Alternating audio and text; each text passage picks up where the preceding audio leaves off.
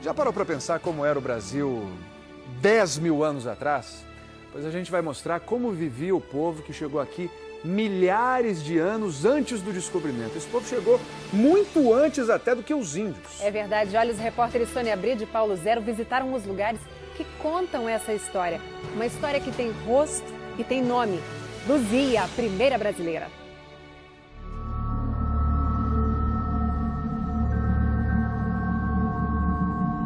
Cavernas. Água e vento mudam essas formas lentamente.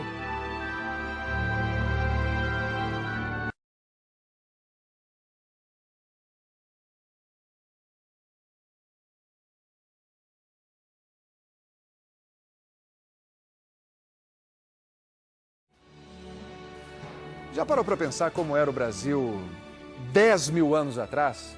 Pois a gente vai mostrar como vivia o povo que chegou aqui milhares de anos antes do descobrimento. Esse povo chegou muito antes até do que os índios. É verdade. Olha, os repórteres Sônia Bride e Paulo Zero visitaram os lugares que contam essa história. Uma história que tem rosto e tem nome. Luzia, a primeira brasileira.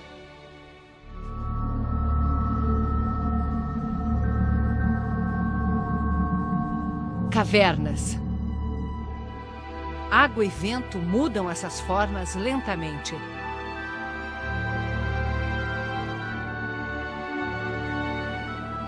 Trazem a terra que cobre e preserva milhares de anos de uma história aos poucos descoberta.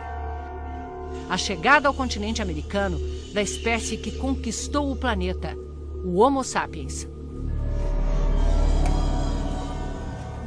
Como a humanidade chegou até aqui, a milhares de quilômetros de onde a espécie surgiu na África? Caminhando, sem rumo definido. Seguia animais de caça, buscava frutas, raízes, fugia da seca ou do frio. E como não tinha cidades e nem lavouras, uma vez que avançava, também não tinha motivos para voltar para trás. Assim chegou até a América do Sul, a última fronteira da humanidade na incrível jornada da vida.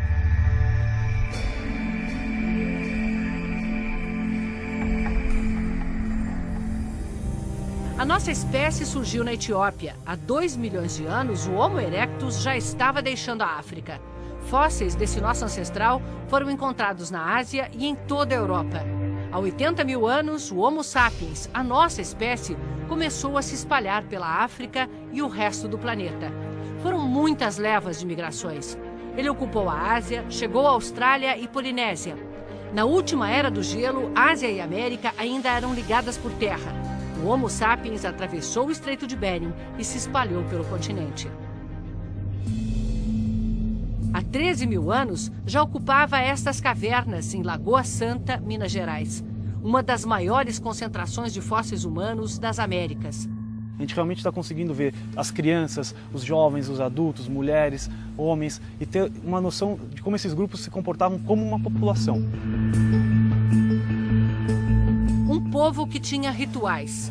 A maior prova está nos sepultamentos revelados sob a poeira milenar. Nós temos 2 esqueletos numa sepultura aparentemente dupla, em que há um indivíduo onde a cabeça estaria sob esse bloco de pedra, as costelas, as costas dele fazem essa curva, aqui estaria a bacia.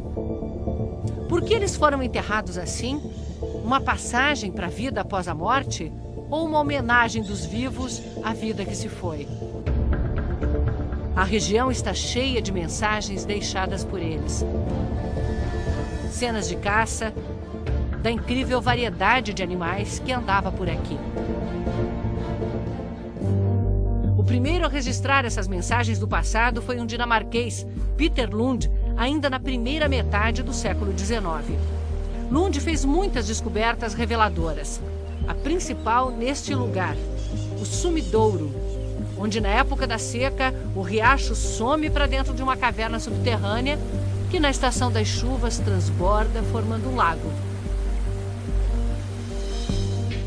Aqui, Peter Lund encontrou fósseis humanos junto com os de animais da chamada megafauna, bichos imensos que foram extintos há 10 mil anos, como a preguiça gigante, o tigre dente de sabre e o xenorrinotério, um parente do cavalo com nariz estranho. A partir daqui nós temos várias questões. Um século e meio depois, nos anos 70, o professor André Proust era um jovem pesquisador da missão francesa que veio estudar a região.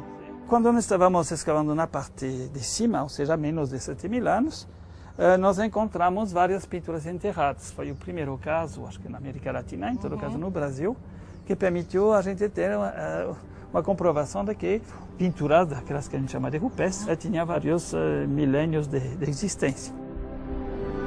Foram anos seguidos de pesquisa até juntar as provas de vida humana aqui há mais de 10.000 anos. Nesta fenda, eles encontraram ossos humanos espalhados. Primeiro, partes do corpo. No ano seguinte, o crânio. Ainda foi preciso um tempo para eles entenderem que pertenciam todos ao mesmo indivíduo. Uma mulher que morreu ou foi enterrada aqui há 13.000 anos. Essa mulher ficou conhecida como Luzia, a primeira brasileira. Só 20 anos depois, Luzia ganhou fama. O pesquisador Walter Neves, da USP, estudou o fóssil. Ela faz parte da primeira população humana que entrou no continente americano. Né? Ou seja, analisando o formato do crânio, as cavidades dos olhos, os dentes, Walter viu que Luzia era negroide, muito parecida com os aborígenes australianos e muito diferente dos índios que a gente conhece. Nós propusemos, então, no final dos anos 80, de que a América teria sido ocupada por duas populações distintas.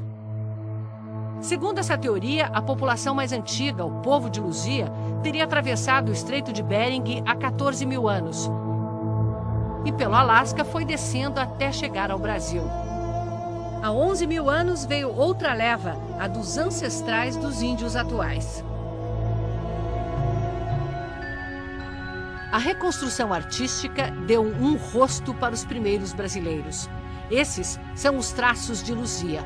Não sabemos que cor ela tinha ou qual o tipo de cabelo, mas podemos, com a ajuda da computação gráfica, imaginar.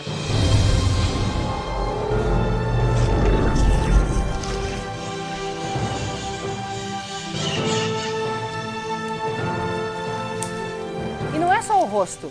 A cada vez que os pesquisadores encontram um fóssil, uma ferramenta, restos de uma fogueira, é como se abrissem uma janela para o passado, que nos permite ver e reconstruir a vida que levava o povo de Luzia.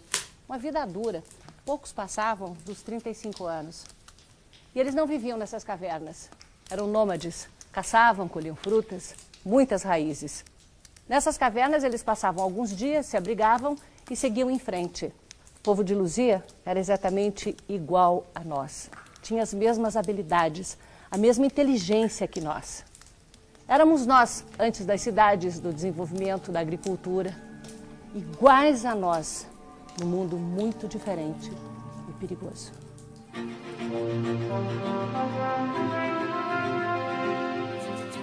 O mundo da megafauna. Tigres dente de sabre. Preguiças gigantes.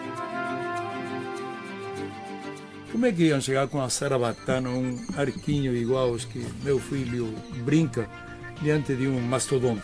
Diante de uma preguiça gigante que tinha pelo menos 70 centímetros de garra. Era o primeiro astronauta brasileiro, o sopapo que ia receber entrava em órbita. O maior terror do povo de Luzia devia ser correr de um tigre dente de sabre. Por razões que nós não conseguimos explicar, eles não caçavam essa megafauna. Mas entre as 70.000 peças do Museu de Ciências Naturais de Belo Horizonte, o professor Cartelli tem provas de que eles não desperdiçavam a carne se encontrassem o bicho morto, um osso de preguiça gigante. Este osso equivale aqui. É este osso aqui. Esse aqui. Então aqui houve nitidamente um trabalho de arrancar aqui esses cortes. Neste sentido, a natureza não pode fazê-los. O que aconteceu com o povo de Luzia quando os outros chegaram? Em alguns pontos do Brasil, há indícios de que ele sobreviveu até o século XIX.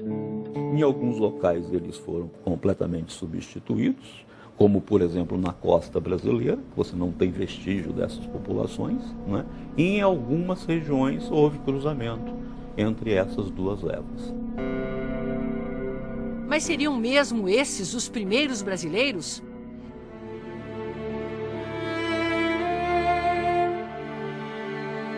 Serra da Capivara, Piauí. Região arqueológica declarada pela Unesco Patrimônio da Humanidade.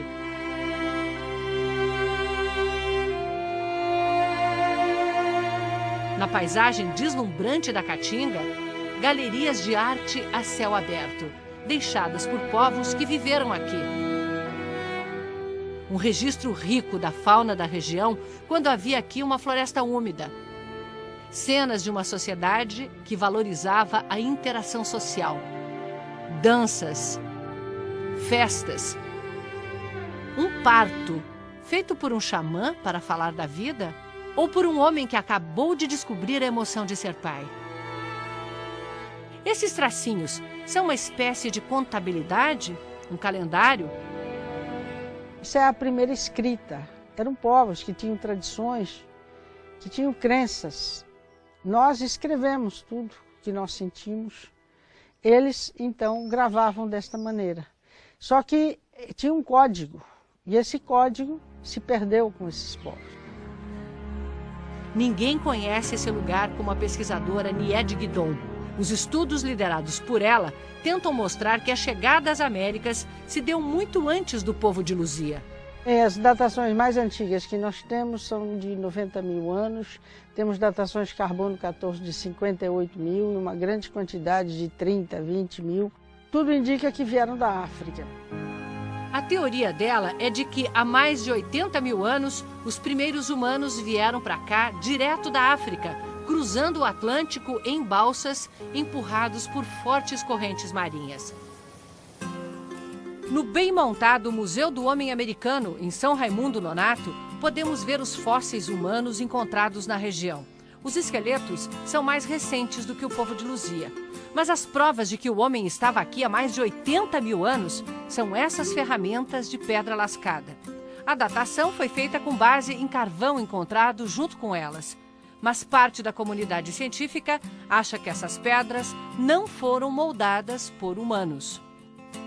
Eu era ferrenho opositor das pesquisas da Nied lá na Serra da Capivara, mas há alguns anos ela me convidou para visitá-la e eu analisei essas ferramentas.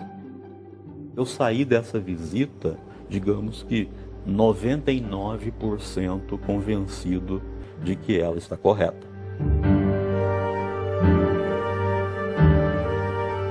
O elo perdido, que vai revelar quando de fato os primeiros brasileiros chegaram, está enterrado em algum ponto do Brasil, esperando para vir à luz. Se você estudar as populações humanas no Velho Mundo até 10 mil anos atrás, todas tinham cara de africanos. 10 mil anos, um piscar de olhos na história da evolução humana. Éramos todos iguais.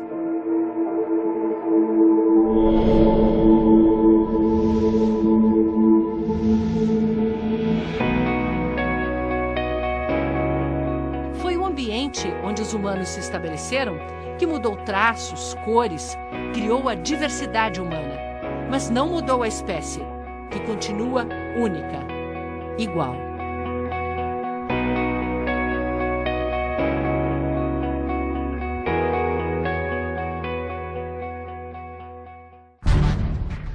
Domingo que vem, gigantes e milenares, as árvores que batem o tempo, o maior e mais velho ser vivo do planeta.